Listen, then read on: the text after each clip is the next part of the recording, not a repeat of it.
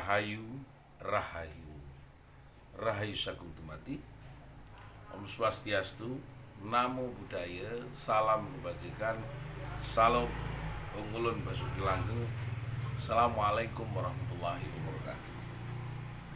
Pemirsa Cahaya Batin, pintu gerbang kesadaran bangsa Nusantara. Hari ini ketemu lagi dengan saya, Taufik Monyong, di Wedar Aksara Jawa, di mana kita akan membahas kembali tentang makna-makna filsafat di dalam pengetahuan Jawa. Memang terus rutin kita ingin sampaikan bahwa dalam sebuah proses pengalian dan peralihan apa yang disebutkan di dalam pengetahuan kita, bahwa banyak hal yang tidak diketahui oleh orang. Saya bersyukur jika ada orang yang masih mau belajar, ingin mengetahui tentang makna-makna filsafat yang terkandung di dalam apa yang kita ketahui sebagai makna-makna di dalam aksara Jawa. Ini udah bersyukur. Saya nggak perlu memaksakan bagaimana orang harus belajar dan minta. Mendengarkan saja sudah untung. Nggak jauh, nggak sampai 1 meter dari sebelah rumah ya, atau dari lingkungan. Belum tentu apa yang kita sampaikan untuk mengembalikan ajaran leluhur itu orang mau. Terus terang itu yang berat buat saya tiap hari. Bukan lalu saya senang, lalu juga merasa nyaman menyampaikan tiap hari seperti ini. Tantangannya sudah jelas-jelas sangat berat.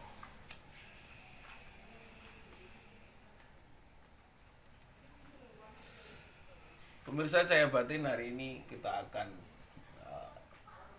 menyampaikan tentang aksara-do tukur wekasane ndek wiwitane. Jadi untuk bisa sampai di atas tentu dimulai dari dasar. Tadi malam sebenarnya pembicaraan saya dengan beberapa orang tangga yang melean juga sambil menyiapkan manten yang nanti ini akan saya menyampaikan tentang hal-hal yang bersifat pengetahuan sebenarnya, tidak berdebat, tapi meluruskan bahwa sebenarnya yang kita cari itu ada di dalam diri kita.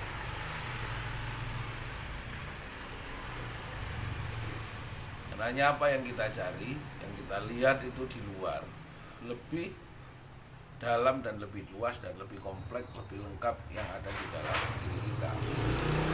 Nah, bagaimana memahaminya? Satu, saya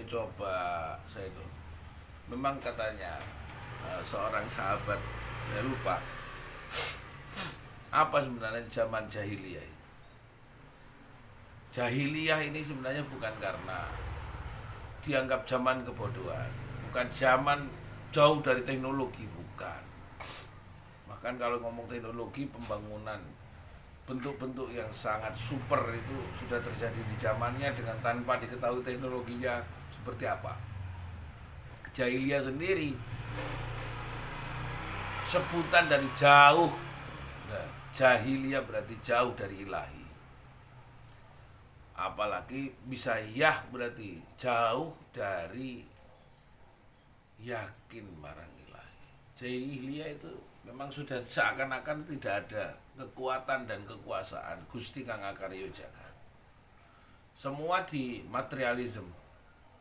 Jadi saya diskusi dengan seorang pengacara, kita pun diskusikan tentang zat Allah itu sendiri dalam pandangan hukum, tentang bagaimana kita mendapatkan surat kuasa untuk berdomisili di dalam badan kita masing-masing. Siapa yang memberikan sertifikat atau siapa yang memberikan surat kuasa. Jadi karena kita itu sudah jahiliyah, berarti bukan zaman kebodohan, zaman jauh dari hidayah, yakin marang illa billah, jauh dari hidayah petunjuk dan keyakinan kita kepada Allah Gusti Kang Akarya Jagat. Jadi sebenarnya jahiliyah sendiri baru kita juga akan memahami kalau betul-betul kita jauh dari hidup dan yakin kita kepada yang namanya tidak ada, yang harus ada, yaitu ilahi, yaitu Gusti, maka yang terjadi ya kita akan menjadi orang jahiliyah bukan karena bodoh, bukan. Karena kita jauh hidup kita dalam keyakinan untuk menyembah ilahi. Atau kita jauh hidup kita dari yakinnya kita kepada yang menciptakan hidup, wis ngene ae. Wis enak ngono. Jadi sebenarnya di mana kita ini ingin melihat ruang hidup dan kehidupan kita. Makanya dukur wekasane ndek wiwitane, belajar dari dasar. Setiap hari itu menyampaikan untuk sama-sama saya belajar.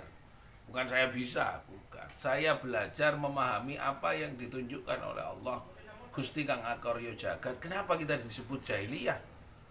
Ya, belajar dari dasar berarti jauh hidup kita kepada yakinnya kita kepada ilahi, yakinnya kepada Gusti, yakinnya kita kepada Sang Yang Widi, yakinnya kita kepada Sang Yang Maha Kuwasa. Terserah. Jadi di dalam itu ya burung aja ngomong kok roh ya. Ini yang suka weruh, ngaji kaweruh. Pagi kita sama burung kayak ini ciptaan Allah juga, burung puter. Kita sama-sama ngaji. Memang tidak ada teman kita untuk belajar udar ini. Saya dengan sendiri hanya memuji dan meminta kepada ilahi agar Robbi nasta'inu, badan saya sehat, hati saya taat, pikiran saya tawadhu, badan saya kuat, dan semuanya. Berarti ya tidak ada sesuatu yang diharap-harapkan itu kecuali kekuatan dari Gusti Kang Akarya Jagat. Kalau di dalam penyebutan banyak orang la haula wala quwwata, tidak ada kekuatan dan daya apapun. Tadi saya tidur aja kelihatan melek terus sampai nggak bisa tidur.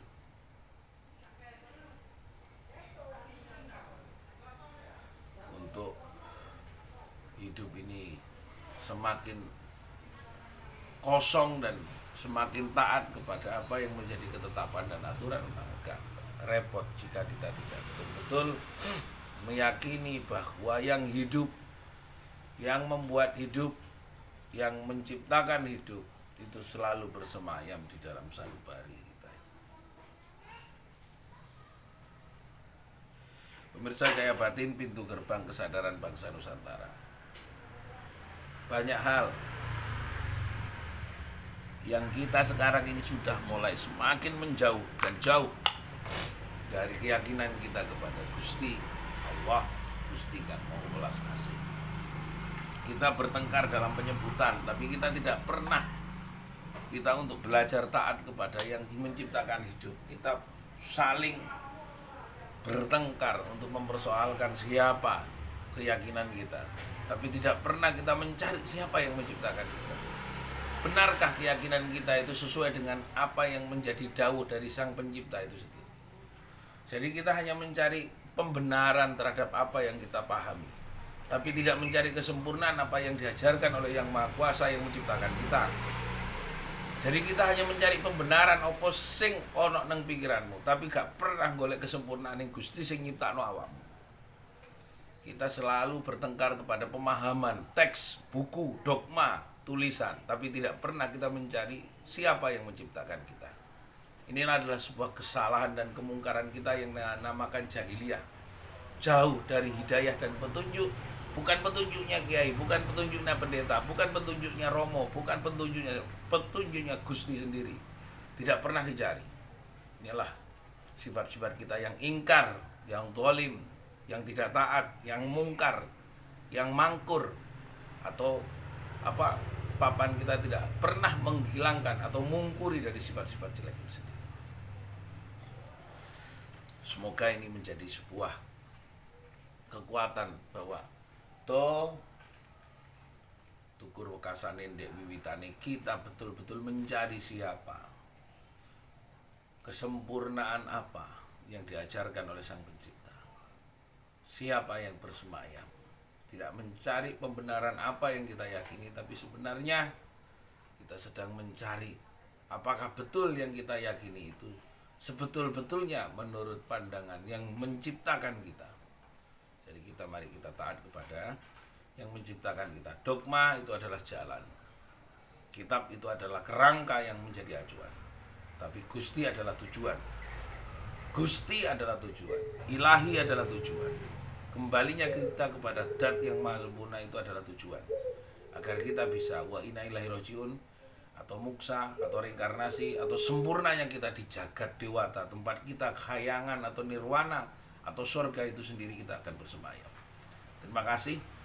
Mohon maaf, mungkin inilah pagi sebagai sebuah pembelajaran kita pada hari Kamis.